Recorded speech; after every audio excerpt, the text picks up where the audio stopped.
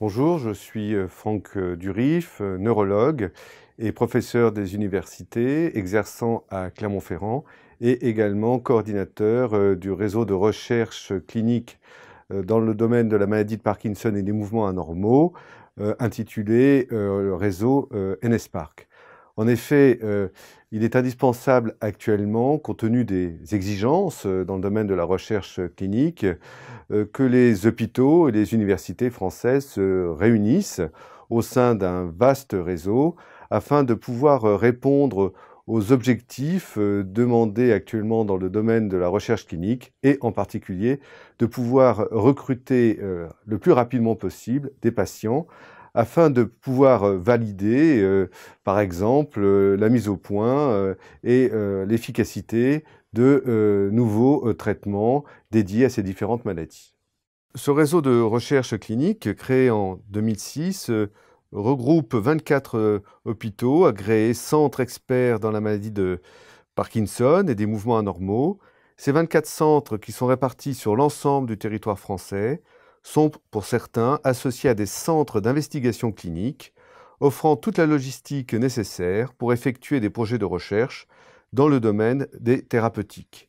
Ce réseau national, coordonné par le professeur Olivier Rascol, le professeur Jean-Christophe Corvol et le professeur Franck Durif, associe par ailleurs différentes structures de recherche, dont le Centre d'acquisition et de traitement des images, qui est basé à Paris, et qui permet par exemple de normaliser des jeux d'images provenant d'hôpitaux différents et de les archiver de façon pérenne pour utilisation ultérieure. Ce réseau est par ailleurs associé à Neuratrice, qui est une infrastructure de recherche visant à permettre le transfert de découvertes issues de la recherche fondamentale en innovation médicale et thérapeutique qui seront validées dans des essais thérapeutiques. Enfin, la structure Biocollection, localisée également à Paris, a pour but de collecter et de conserver différents échantillons biologiques, quelle que soit leur nature, afin d'en effectuer les analyses dans le cadre d'un projet de recherche. Ce réseau est également associé à de nombreux instituts de recherche répartis sur le territoire, comme l'Institut de neurosciences de Toulouse, l'Université de Marseille et de Lille, le Neurocampus de Bordeaux, l'Institut de cerveau et de la moelle épinière localisé à la Pitié-Salpêtrière à Paris et le campus Henri Mondor. Ce réseau est enfin associé à des associations de patients comme France Parkinson, mais aussi Amadis, qui est une association de patients souffrant de dystonie, ou encore APT, qui est une association de patients présentant des tremblements.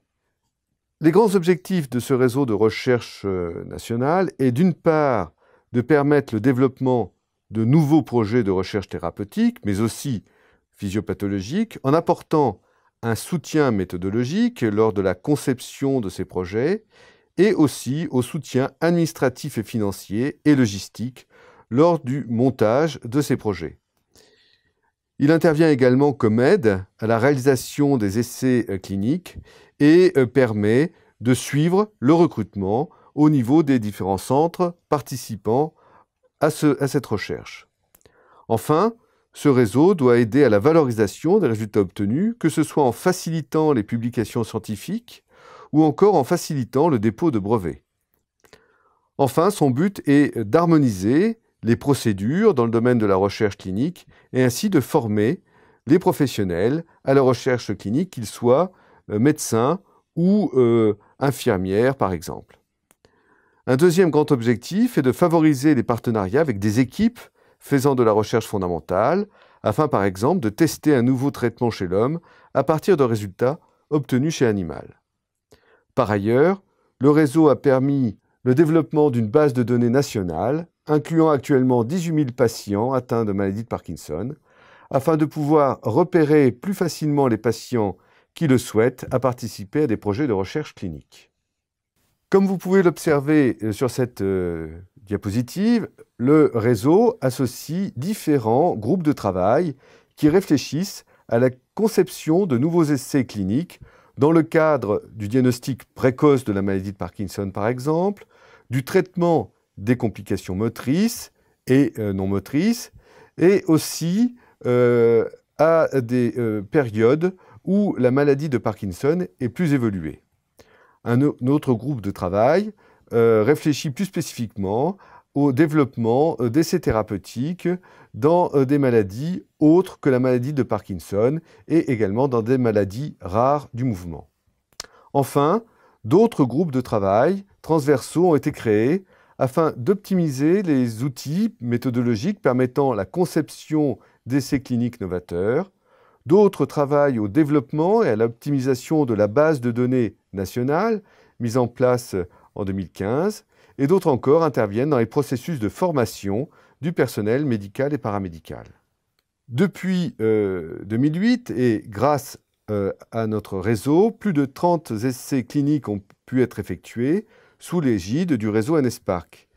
Il s'agit pour la plupart d'études effectuées pour tester l'effet des médicaments dans le cadre de la maladie de Parkinson. Ces études concernent principalement le traitement des complications motrices de la maladie de Parkinson et des mouvements anormaux involontaires qui lui sont associés. 10% des études effectuées avaient pour but d'évaluer l'effet des médicaments comme neuroprotecteurs, c'est-à-dire pour tenter de ralentir l'évolution de la maladie de Parkinson idiopathique. Ces projets de recherche clinique concernent à la fois des projets de recherche nationaux, mais aussi internationaux. Sur cette diapositive est résumé quelques études effectuées par les centres hospitaliers universitaires. Sans vouloir tout détailler, je citerai en premier l'étude Prémandisc, qui permet d'évaluer l'effet d'un vieux médicament, la mantadine, commercialisé dans les années 1960, qui est un médicament qui bloque l'effet du glutamate dans le cerveau afin de réduire les dyskinésies, qui sont des complications motrices de la maladie de Parkinson. Une autre étude va par exemple évaluer l'effet du déféritrone, qui est un chélateur de fer, c'est-à-dire un médicament visant à éliminer l'excès de fer qui se trouve dans le cerveau. Le but de ce traitement est d'essayer de ralentir l'évolution de la maladie de Parkinson idiopathique. D'autres études vont bientôt être mises en œuvre en 2017 sur tout le territoire français. Il s'agit toujours d'études mises en place par les centres hospitaliers universitaires et donc d'études académiques.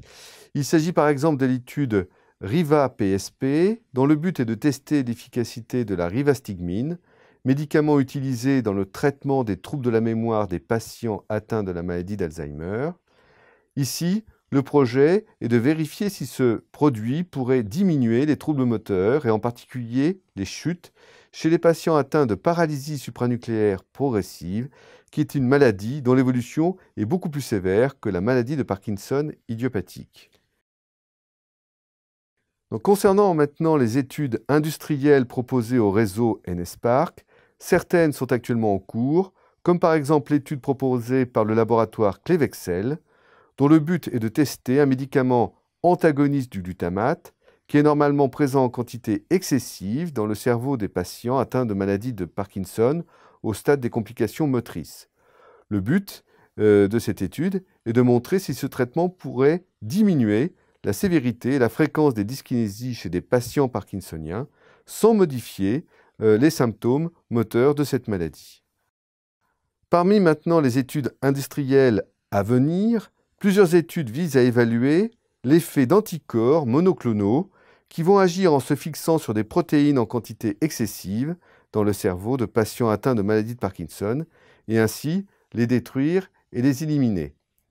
Ces études, qui représentent une véritable avancée dans le domaine de la recherche du médicament, a pour but de freiner, voire de bloquer la progression de la maladie de Parkinson. D'autres études ont pour but d'utiliser la levodopa, qui est le médicament de référence dans le traitement de la maladie de Parkinson, sous forme soluble, en utilisant des perfusions sous-cutanées au moyen de mini-pompes.